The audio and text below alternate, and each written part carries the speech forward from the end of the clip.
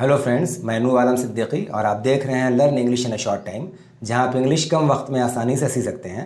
आज हम डिस्कस करेंगे माइट हैव और माइट हैव टू के बारे में डिटेल में। स्पेशली हम उस पॉइंट को आज क्लियर करेंगे जहां जनरली स्टूडेंट्स बहुत ज़्यादा मिस्टेक करते हैं। इसलिए इस वीडियो को आप आखिर तक गौर से देखते रहें ताकि माइट हैव और माइट हैव टू के बारे में आपसे कभी कोई मिस्टेक नहीं हो और आप इंग्लिश ग्रामेटिकली बोल सकें। इसके पहले मैं आपसे रिक्वेस्ट करना चाहूँगा कि अगर आपने अब तक मेरे चैनल को सब्सक्राइब नहीं किया है, इसे ज़रूर सब्सक्राइब कर लें और बेल आइकन हिट कर दें ताकि हमारे सारे वीडियोस का नोटिफिकेशन आप तक पहुँचता रहे। तो देखें, आज का टॉपिक है use of might have and might have to. सबसे पहले देखें, माइट की चर्चा करते हैं सबसे पहले, फिर माइट हैव की और उसके बाद माइट हैव टू की। माइट क्या है? It expresses very weak possibility और निगेटिव सेंस। माइट का यूज़ हम तब करते हैं जब हमको ये एक्सप्रेस करना हो किसी काम के बिल्कुल ना होने का चांस हो, जहाँ पे पॉसिबिलिटी बिल्कुल ना के बराबर हो, जहाँ नेगेटिव सेंस बताता हो। जैसे एग्जांपल देख लें, एग्जांपल के पहले रूल की चर्चा करें। सबसे पहले सब्जेक्ट माइट, V1 और ऑब्जेक्ट। एक एग्जांपल देखें, ही माइट कम हियर। अब इसकी हिंदी क्या होगी? शायद वह यहाँ आ सकता है। ये कहने का ये सेंस है कि उसके आने की जो इम्कान है, जो संभावना है, जो पॉसिबिलिटी है, बिल्कुल कम है, ना के बराबर है। इसलिए हम शायद का यूज़ करते हैं। एक एग्जांपल और देखें, यू माइट बी राइट। तुम शायद सही हो सकते हो, यानी सही होने का चांस बिल्कुल ना के बराबर है। एग्जांपल और देखें, it might rain tonight. शायद आज रात बारिश हो सकती है, वर्षा हो सकती है। एक एग्जांपल देखें, इट माइट बी ट्रू। शायद ये सही हो सकता है। इस तरीके से माइट का यूज़ करते हैं जब चांस बिल्कुल ना के बराबर हो।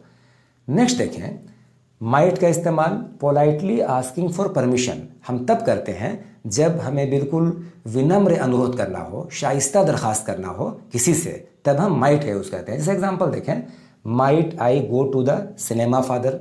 अगर पापा से पूछना हो कि पापा क्या मैं सिनेमा जा सकता हूँ, बहुत पोलाइटली पूछना हो, तो हम माइट का यूज़ करेंगे। देखें, पहले माइट आ गया, रूल के हिसाब से मिलाते हैं। आई सब्जेक्ट हो गया, गो V1 हो गया, टू द सिनेमा ऑब्जेक्ट हो गया। एक चीज़ यहाँ पे और ध्यान देने की बात है कि इस माइट की जगह पे हम मे का भी इस्तेमाल कर सकते हैं। ऐसे ही बोलते हैं, may I go to the cinema father या could I go to the cinema father. ये माइट, कुड और मे तीनों यूज़ हो सकता है, लेकिन चूंकि आज का टॉपिक माइट है इसलिए हम माइट की तरफ ध्यान देंगे। नेक्स्ट एग्जाम्पल देखते हैं, might I take your mobile. क्या मैं आपका मोबाइल ले सकता हूँ? Next example, might I ask you a question. क्या मैं आपसे एक सवाल पूछ सकता हूँ? Might I drive your car. क्या मैं आपकी कार चला सकता हूँ? Might I read your book. क्या मैं आपकी किताब पढ़ सकता हूँ? इन सभी क्वेश्चन से ये पता चल रहा है कि हम सामने वाले से बहुत विनम्र अनुरोध कर रहे हैं, बहुत पोलाइट रिक्वेस्ट कर रहे हैं। तब हम माइट, मे या कुड तीनों में से किसी एक का इस्तेमाल कर सकते हैं। नेक्स्ट एग्जाम्पल देखें, might is the past form of May. यहाँ पे ये समझना है, कभी कभी मे का पास्ट टेंस माइट होता है और इसे हम नरेशन में डिटेल में डिस्कस करेंगे नेक्स्ट वीडियो में। यहाँ सिर्फ ये समझना है कि डायरेक्ट स्पीच में जब नरेशन में मे होता है तो इनडायरेक्ट स्पीच में उस मे को हम माइट में चेंज कर देते हैं। सिर्फ एक एग्जाम्पल देखें, डिटेल में हम नरेशन में डिस्कस करेंगे। देखें, जैसे एग्जाम्पल क्या है, ही सेड, उसने कहा, आई मे सक्सीड, मैं सफल हो सकता हूँ, कामयाब हो सकता हूँ। ये सेड पास्ट टेंस, इसलिए इसका इनडायरेक्ट क्या हो जाएगा, he said that he might succeed, उसने कहा कि वह सफल हो सकता है। इस तरीके से ये माइट जो है इस मे का पास्ट टेंस हो गया। नेक्स्ट एग्जांपल देखें, माइट हैव। देखिए, it shows weak possibility in past tense. Might have क्या बताता है? पास्ट टेंस में किसी काम के होने की बहुत वीक पॉसिबिलिटी है, बहुत कम चांस है, ना के बराबर है। और तब हिंदी में हम वैसे सेंटेंस में गा गेई का यूज़ करते हैं और स्टूडेंट से समझते हैं कि ये फ्यूचर टेंस है, जबकि फ्यूचर नहीं, ये पास्ट के बारे में इंडिकेट करता है गा गेगी होने के बावजूद भी, और उससे बहुत वीक पॉसिबिलिटी, बहुत कम संभावना का पता चलता है। एग्जाम्पल देखते हैं, देखें, he might have gone to America. वो अमेरिका गया होगा, यानी शायद। यहाँ चांसेस जाने का बहुत कम है तो हम क्या बोलेंगे? शायद वह अमेरिका गया होगा। पहले रूल से इसको मिला लेते हैं। देखें, सब्जेक्ट ही हो गया, माइट हो गया, इसके बाद हैव आ गया, गोन V3 हो गया, अमेरिका ऑब्जेक्ट हो गया। एक चीज़ और समझने की बात यहाँ पे ये है कि जब अगर चांसेस थोड़ा हो, 50% चांस जाने का हो, तो हम माइट की जगह पे मे का यूज़ करेंगे। हम ऐसे ही बोल सकते हैं, he may have gone to America. इसकी हिंदी या सेंस क्या होगा कि वो अमेरिका गया होगा, जाने का चांस है भी और नहीं भी है। और अगर जाने का चांस बहुत ज़्यादा हो, हम अपनी तरफ से बिल्कुल श्योर हैं और गेस करते हैं, तो क्या बोल सकते हैं? He must have gone to America, वो अमेरिका अवश्य गया होगा।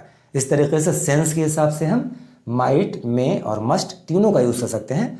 चूँकि सिलेबस आज का जो टॉपिक है माइट है, माइट क्या इंडिकेट करता है? किसी काम के होने की संभावना बिल्कुल ना हो, तब हम शायद का यूज़ करते हैं। नेक्स्ट एग्जाम्पल देखते हैं। They might have been rich, शायद वे लोग धनी रहे होंगे, धनी होने का चांस बहुत कम है। Next example, it might have rained here yesterday, शायद यहाँ कल बारिश हुई होगी। कुछ एग्जाम्पल देखें। माइट हैव टू, रूल क्या है? Subject might have to, V1 और ऑब्जेक्ट। एग्जाम्पल देखें। I might have to do so, शायद मुझे ऐसा करना पड़ सकता है। इससे क्या है? एक पॉसिबिलिटी है, शायद कुछ इम्कान है कि ऐसा मुझे करना पड़ सकता है फ्यूचर में। इसका रूल मिला लें। देखें, आई सब्जेक्ट हो गया, माइट हो गया, हैव टू और डू V1 हो गया और सो यहाँ पर ऑब्जेक्ट हो गया।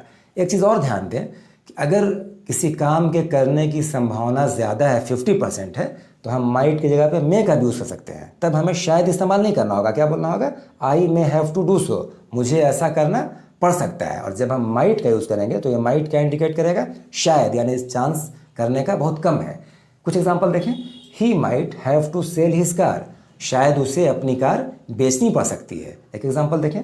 दे might have to leave this town, शायद उन्हें यह शहर छोड़ना पड़ सकता है। कुछ देखें, माइट से रिलेटेड वर्ड है। माइट ये नाउन हो गया, तब इसकी हिंदी होगी शक्ति या ताकत। जैसे एक बहुत प्रोवर्ब फेमस है, माइट इज़ राइट, इसकी हिंदी क्या होगी? जिसकी लाठी उसकी भैंस। इसे अगर हम ट्रांसलेट करें तो माइट हो गई शक्ति या ताकत, ईज है राइट अधिकार, तो हिंदी क्या हो गई?